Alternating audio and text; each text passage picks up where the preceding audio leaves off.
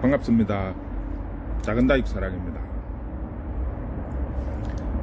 어제는 지렁이 분변토 공동구매 때문에 너무 바빠가지고 영상을 못 올렸습니다. 기다리신 분들도 있겠지만 조금 양해를 부탁드립니다. 자, 오늘 날씨가 상당히 춥습니다. 그래도 뭐 애들은 학교 다 갑니다. 그래서 우리도 수업 들어가려고 하는데요. 오늘은 일반적인 게 아니고, 자, 우리가 다육이를 키우면서 가장 문제가 많이 되는 게, 집에서 다육이 키우면 햇빛이 안 들어와서 많이 웃자라고, 또 그로 인해 가지고 병으로 죽어나가는 아이들이 상당히 많습니다. 그래서 제가 현재 지금 그늘에서 집 안 그늘에서도 키울 수 있는 방법을 지금 실험을 하고 있는데요. 자, 이 방법 말고 또 다른 거를 한번 시도를 해 보려고 합니다. 주로 우리가 다육이를 키우면서 가장 많이 문제가 되는 게 이제 죽어나가는 건데요. 다육이가 죽는 가장 기본적인 이유가 대체적으로 보면 이제 병으로 죽습니다. 그런데 이 병의 원인이 주로 흙이죠. 흙 속에 주로 나쁜 균들이 있다가 그게 이제 뿌리로 통해서 전염이 되어서 대부분 죽습니다. 자, 그러면 흙이 없으면 어떻게 될까요? 흙 없이 다육이를 키울 수 있을 방법이 없을까 한번 생각을 해보니까, 자, 요즘에 지금 요 수경재배 많이 시도하잖아요. 야채 같은 거는. 그리고 다육이도 한때 잠깐 수경재배를 해서 키우는 방법 해가지고 잠깐 이렇게 시도를 했던 적이 있습니다. 농장에서 주로 시도를 했는데, 물론 상품성은 없겠죠. 약간 웃자람도 있고 예쁘게 크지를 않기 때문에 약간 이런 문제점이 발생을 해서 요즘에 수경재배로 이렇게 하시는 분들이 거의 없어요. 그런데 일반 가정에서는 충분히 수경재배를 하면 되지 않을까. 이게 쉽게 말을 하면 이제 그늘지고 통풍 잘 안 되는 요런 그 아파트, 특히 확장형은 통풍이 잘 안 돼요. 그러면 흙에 심은 아이들은 거의 80~90% 무름병이 와서 거의 다 죽어나가거든요. 그러면 이 흙 없이 수경재배로 시도를 하면 최소한 웃자람은 있겠지만 죽어나가는 거는 막을 수 있지 않을까, 그런 생각이 들더라고요. 그래서 오늘 수경재배를 한번 시도를 해보려고 합니다. 해서 이게 잘 되면 일반 가정에서 그냥 장식용으로도 충분히 사용할 수 있습니다. 우리가 보통 보면 그 꽃꽂이 해가지고 물에 담가 놓듯이 다육이도 뿌리를 제거를 하시지 마시고 뿌리를 어느 정도 털고 깨끗이 흙만 제거를 하시고 뿌리가 물속에 잠기게끔 하면 충분히 가능하거든요. 주로 보면 잎꽂이 할 때 물이 직접 닿이지는 않지만 물에 다일동말동해서 이렇게 하면 잎꽂이에 뿌리들이 상당히 빨리 자랍니다. 그런 것도 있고 해서 일단 한번 시도를 해 보겠습니다. 오늘은 이제 시작이니까 2개만 가지고 한번 테스트를 해보고, 이 아이가 어느 정도 정상적으로 자란다면 그때는 제가 이왕이면 좀 이쁘게 자라야 하니까 그때는 지금 집 안에서 키우는 다육이처럼 약품을 몇 가지를 이렇게 각각의 화분에 첨가를 해서 한번 어떻게 변할지를 한번 테스트를 해볼 건데요. 일단은 오늘은 요 2가지를 가지고 수경재배에 시도를 해볼 겁니다. 이 아이들을 수경재배를 해서 큰 문제 없이 잘 큰다면 그때는 이제 웃자람을 조금 막아줄 수 있는 약이나 뭐 영양제 이런 것들을 첨가를 해서 한번 다시 재도전하는 걸로 하고요. 일단은 흙을 먼저 털어 보겠습니다.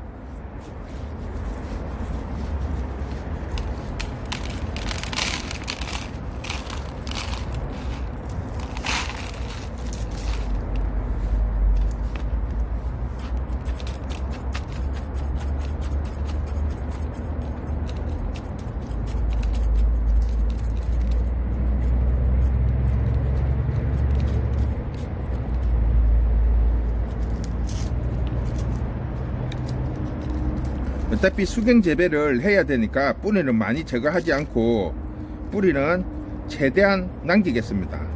어느 정도 흙만 털고 이거를 계속 털면 뿌리가 많이 다치니까 어느 정도 털고 그 다음에는 물로서 씻어낼 겁니다.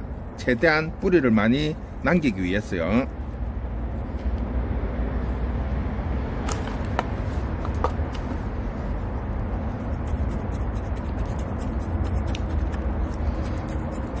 흙을 뜯어버리면 뿌리가 다 떨어지니까 이렇게 핀셋이나 뭐 이런 날카로운 걸로 이렇게 흙을 이렇게 쑤셔주면 이렇게 다 벌어집니다. 그러면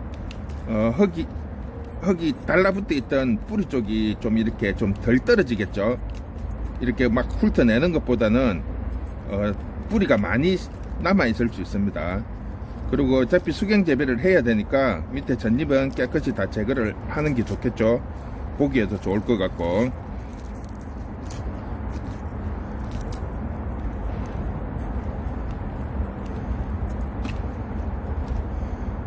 자, 이렇게 어느 정도 털었으면 일단 물로 한번 씻어 오겠습니다. 자, 이제 깨끗이 씻어 왔습니다. 뿌리를 어느 정도 남긴 상태에서 전잎은 다 제거를 하고 흙도 이제 거의 뭐 다 제거가 되었습니다. 너무 이렇게 깨끗이 털면 뿌리가 손상이 많이 갈 것 같아서 그냥 물로 이렇게 흐르는 물에 이렇게 살살살 흔들어서 이렇게 씻었기 때문에 아직 잔뿌리들이 제법 많이 남아 있습니다. 자, 이 상태를 일단은 실험용이기 때문에 그냥 플라스틱 있는 병에 담아서 한번 시도를 해 볼 겁니다.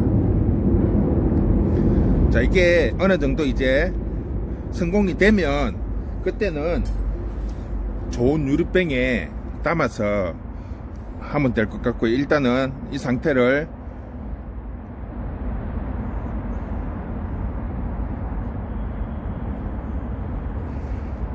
이렇게 담궈서 이왕이면 햇빛 잘 들고 통풍 잘 되는 쪽에다가 두면서 한번 관찰을 한번 해 보겠습니다. 이론상으로는 충분히 수경 재배가 가능하니까 이렇게 잘 보이시나요? 이렇게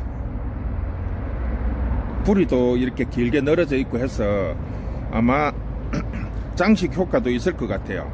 이렇게 해놔 놓으면. 자, 이렇게 해서 한번 관찰을 한번 해보도록 하겠습니다. 아마 물에 담궈져 있기 때문에 쉽게 병은 하지 않을 건데요. 아마 웃자름은 어느 정도 있을 거라고 예상을 합니다.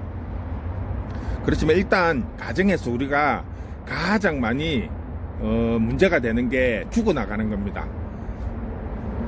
그래서 주로 죽는 원인이 수분 때문이긴 하지만 그 수분으로 인해서 죽는 게 아니고 그 수분으로 인해서 흙 속의 균들이 이렇게 활동을 시작하면서 그 균에 의해서 죽는 거기 때문에 균을 없애는 거죠. 흙을 없애버린다는 거는. 그러면 이 물에도 이제 시간이 지나서 나쁜 균들이 생길 겁니다. 그래서 아마 한 적어도 일주일에 한 번 정도는 물갈이를 해줘야 되지 않을까 싶은데요.